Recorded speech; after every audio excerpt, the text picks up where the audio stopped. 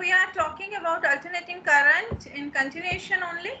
Earlier we have discussed what we mean by the alternating current and how to find the mean value and RMS value for the AC, means alternating current, as well as EMF values.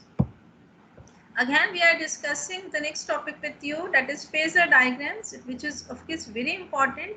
All the times you get the question to draw the phasor diagrams for the different cases.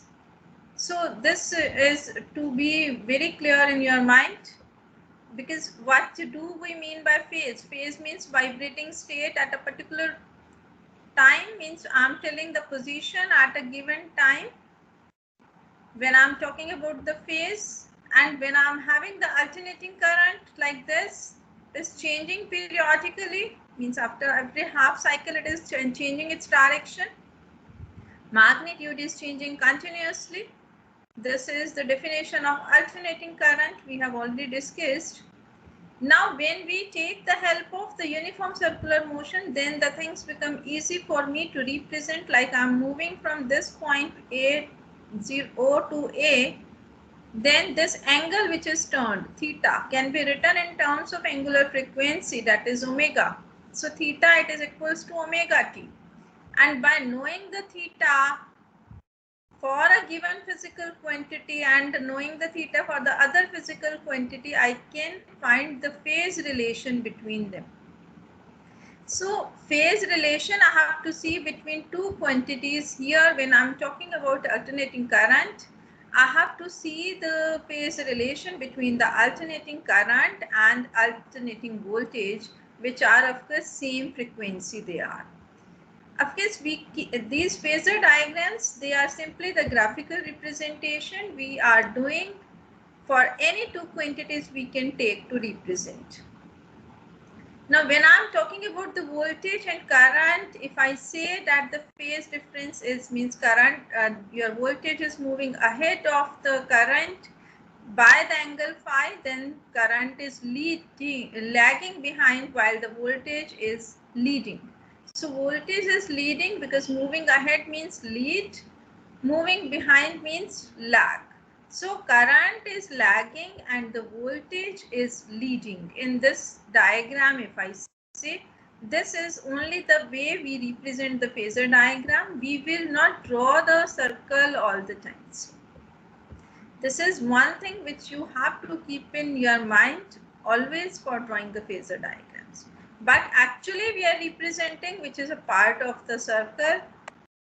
If I'm having the pure resistor in a circuit, then this EMF, which is equals to E naught sine omega t, is for the AC source. We know E naught is the maximum value or the peak value, which can be represented by the amplitude E naught. If I do the graph plotting between, this is the waveform diagram, I can say. Waveform diagrams you can always draw to understand the things more easily, that how the EMF is changing with the angle theta or with the time. Time we have taken in terms of the time period. So when it is completing one circle, the time taken is capital T. And of course, frequency is reciprocal of time period. Now, when I want to write for equation for the current, when I am having only a resistance in the circuit, then I can be written as E upon R. Or I can say I, it is equals to E naught upon R sine omega t. This E naught upon R, that is termed as I naught, which is the maximum value of the current, of course is found to be less than E naught. But if you see this also, I am getting in terms of sine omega t, while E is also in terms of sine omega t. So these two are in the same phase. So when I have to represent it by the phasor diagram, I can simply draw the xy plane and see this length of the vector, your E naught, is representing the magnitude, and similarly length of this vector I naught is representing the magnitude of current. So these are representing the magnitudes because I naught is less than E naught. So you will be keeping the length for I naught little less than E naught. Of course, we are not going to measure this length quantitatively, but qualitatively we are simply giving you the terms. So we can say that if I am having a circuit which is containing only resistance, then EMF and current, they are in same phase. So this is the phasor diagram with you, which is important. Similarly, if I go with the inductor in the circuit, again I will be writing the equation to find the current, and we have already discussed for the inductor when induced EMF is there in the inductor because you allow the current to pass from this AC source, that is given by minus L di by dt. Now, if I have to maintain the flow of current, then this E plus minus of L di by dt should be equals to 0. So I can write E, it is equals to L upon L di upon dt. Or if I put the value of E, you can work it out. That is E naught sine omega t is coming out to be L di by dt. I can write the equation for di, which is equals to E naught upon L sine omega t dt. And when I want to find I will be simply integrating this equation. And on integration, I'm finding this integral of sine omega t is minus cos omega t upon omega. So you can write the equation for I, which is equals to I naught sine omega t minus pi by. So here if you see the equation for I, which is having the phase difference of pi by 2 with the equation of E.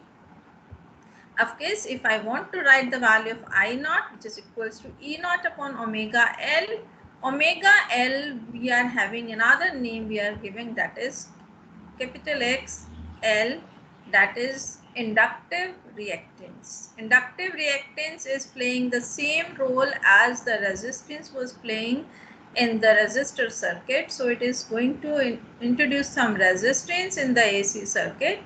So the unit which is found, of course, dimensionally is found to be ohm. Dimensions of XL are same as that of resistance. So of course you can do the plot the phasor diagram. For that, if you wish, you can do the waveform diagram first. That is for E, waveform diagram is this, and for I, this is the waveform diagram for cos angle, cos omega t minus sign. So this current is lagging behind EMF by angle of your pi by 90 degree, I mean. So again the magnitude of I naught is less than E naught. So of course you will take care that the length of this E naught should be greater than I naught. You should be taking care of the length. For this, the circle if I draw will come like this. For this, if I draw the circle, it will come like this. So this is simply representing the length of the E naught. The magnitude of E naught is greater, and for I naught the length is less. And of course current is moving behind, so we can say it is lagging behind EMF by the angle of pi by. We are taking AC circuit. If I am having only a capacitor, then again on the same lines you can work. Equation for EMF, that is for the source, it is given E, it is equals to E naught sine omega t. You can write the value of charge Q, which is equals to C into E. Put the value of E. Find the value of current, which is given by dQ by dt. And you can put the value of this Q, which is equals to C E naught sine omega t, and derivative of sine omega t is cos omega t multiplied with omega. So I am getting this E naught into C into omega into cos omega t. This C omega I can write 1 upon omega C, which we are writing simply for the sake because I want to write I in terms of E naught divided by some value, and that some value I am getting 1 upon omega C, which is termed as capacitive reactance. And so it is again playing the same role as for the resistance. So units are ohm. See the phase difference here, I is I naught sine omega t plus pi by 2 means plus 90 degrees. So I naught has to go ahead of E naught by an angle of 90 degrees. And of course, if you want to draw the waveform diagrams, that also can be drawn. This is again the graph for the cos, but with the positive sign you are getting.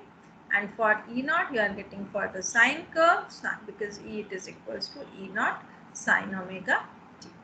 So you should be able to draw both these diagrams for waveform diagram as well as the phasor diagram. Equals to omega L. Omega, if I write in terms of frequency, this is 2 pi nu L, or in place of nu I can write for frequency f also. So 2 pi f into L, so it is directly proportional to the frequency. So for the DC, frequency is 0. So if I put any inductor in the DC circuit, it is not going to affect. It is not going to make any change. It is producing change only in the AC circuit that you should be having in your mind. And of course, for AC circuit, when I am doing the graph plotting, I am getting a straight line with a slope like this, that if I increase the frequency, the XL increases.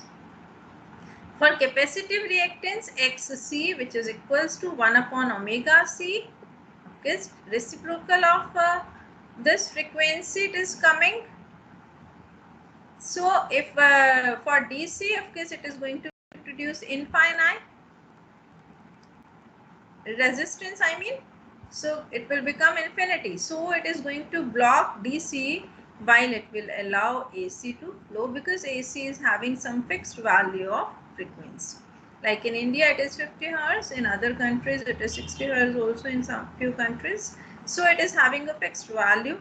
So it will allow the AC to flow. So capacitor like chargers you are using in this, all the AC is there in our houses. So capacitors or starters with the tube light, they are also used. So you have to find the day-to-day life applications also where we are using the inductor, where we are using the capacitor. Now when I do the combination of these components, like I am combining the resistor and an inductor. In series, we are combining the resistor and inductor with an AC source.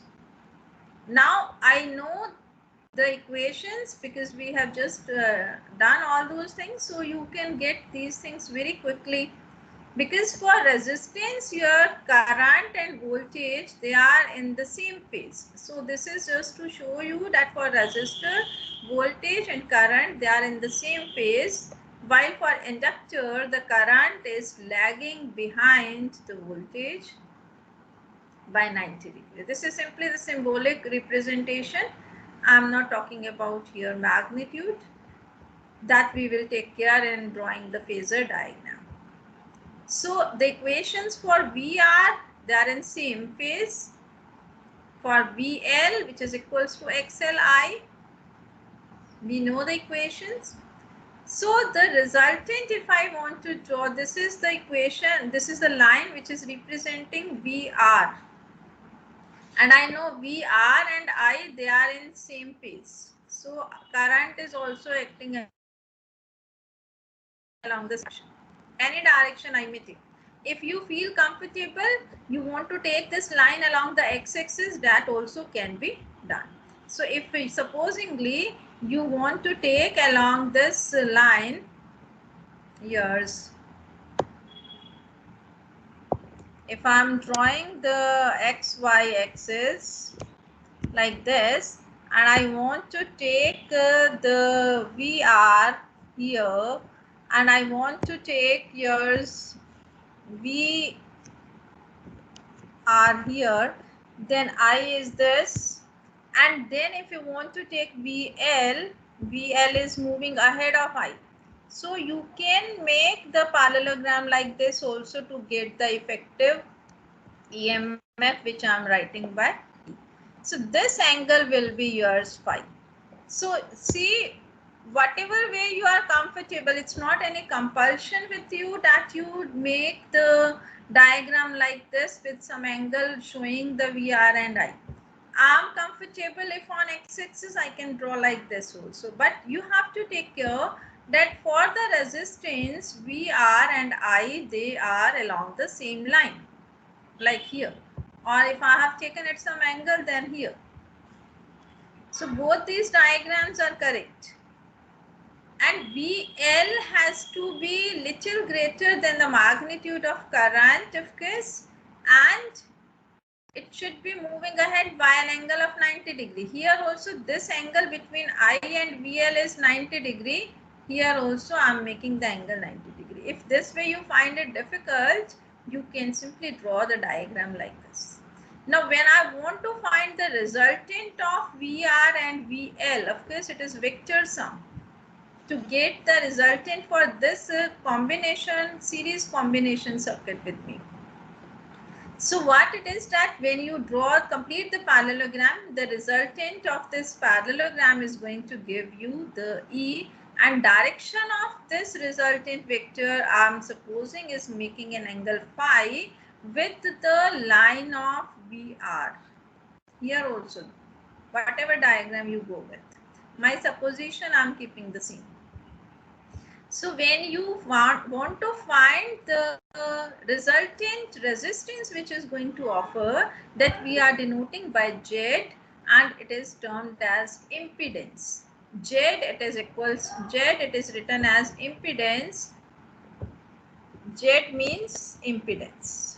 So this is again a new term with you, which is giving you the effective resistance of the circuit.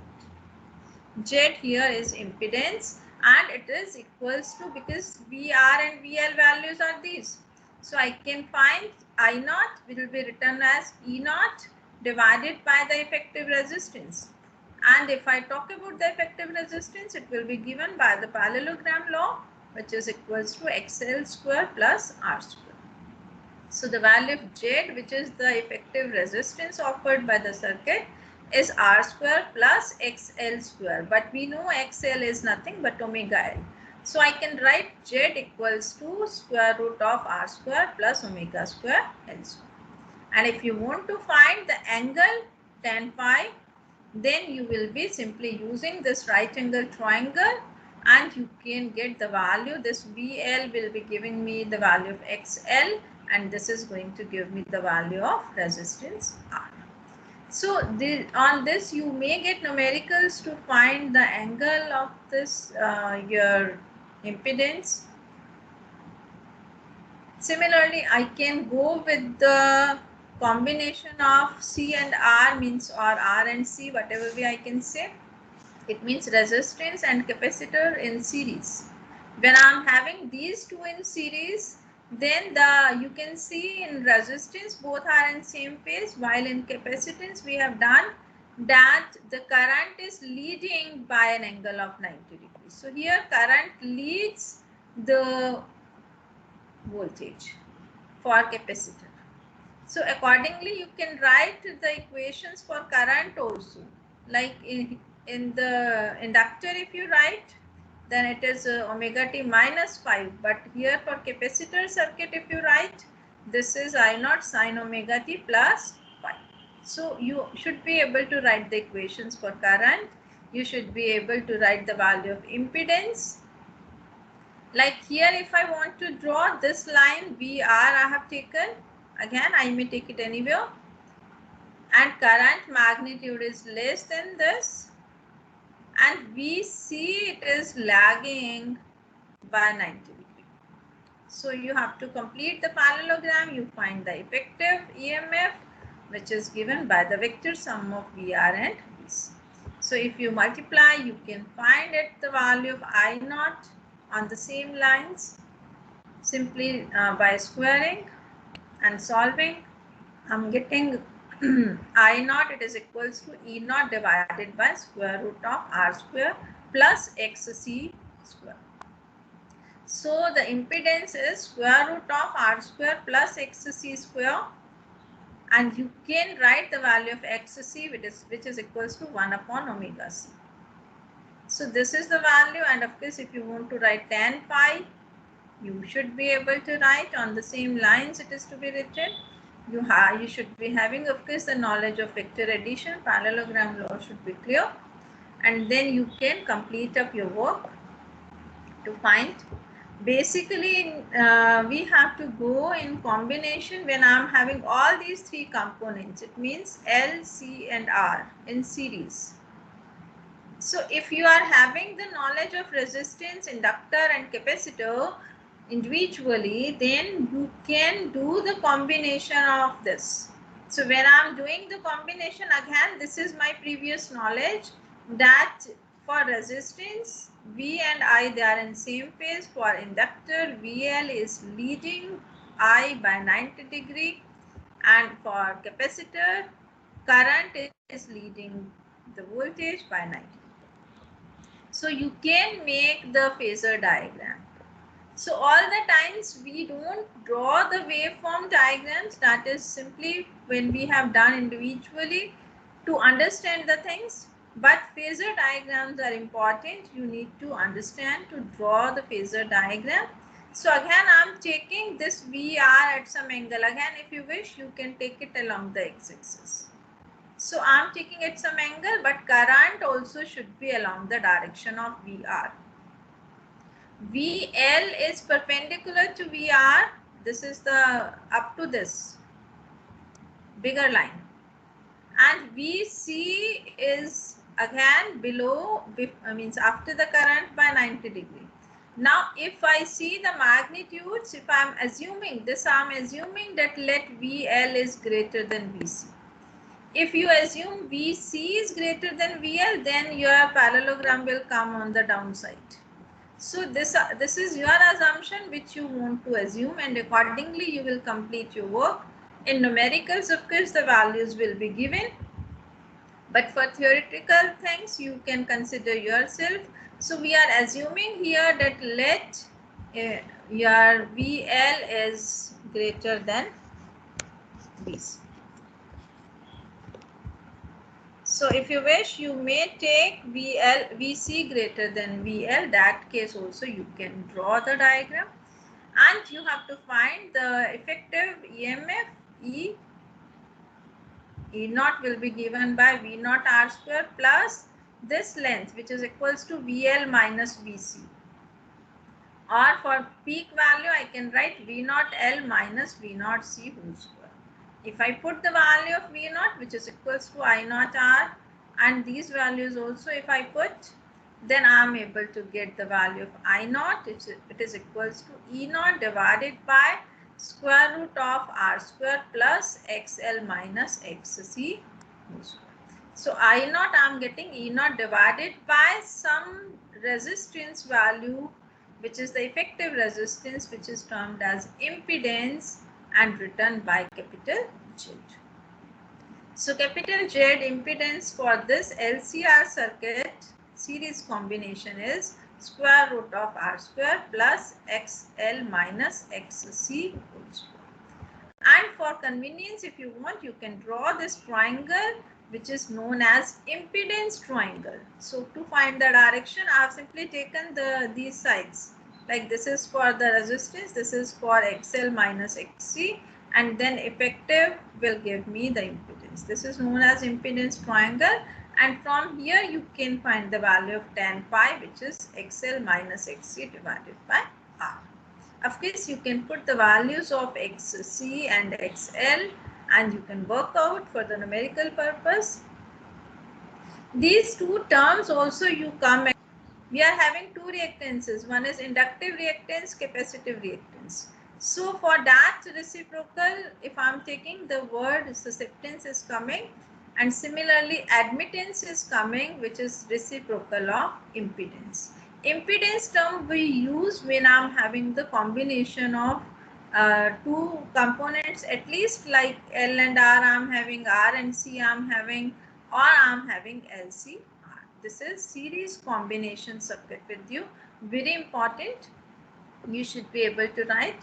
if you are willing to make the diagram, this I and VR along the x-axis, then you can refer to this diagram.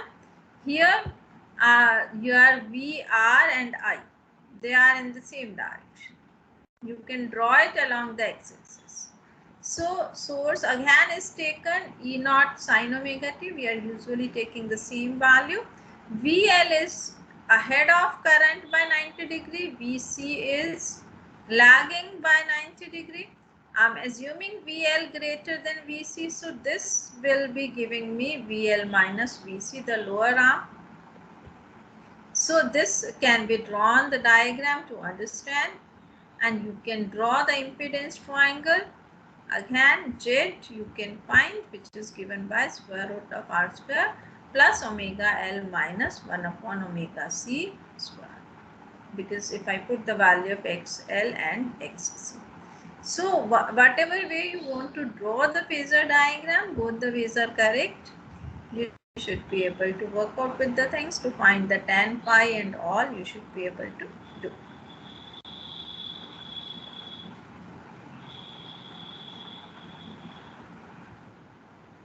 Here you can take the special cases also. Supposingly, like I have assumed XL is greater than XC, like the case which I have taken. So in that case, your tan phi will come out to be positive. It means your current is going to lag. It will be an inductance dominated circuit.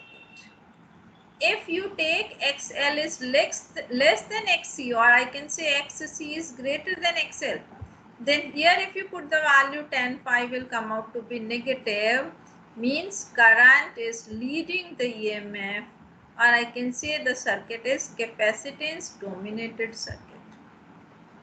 Now the third case is which is if I take that XL and XC both are equal, then your tan phi will be equals to 0. It means current and EMF will be in the same phase. It means your impedance is not affected by the inductance or the capacitance. So it becomes a purely resistive circuit if XL becomes equals to XC. So you should be able to draw conclusions on the basis of the information whichever is given to you in the question.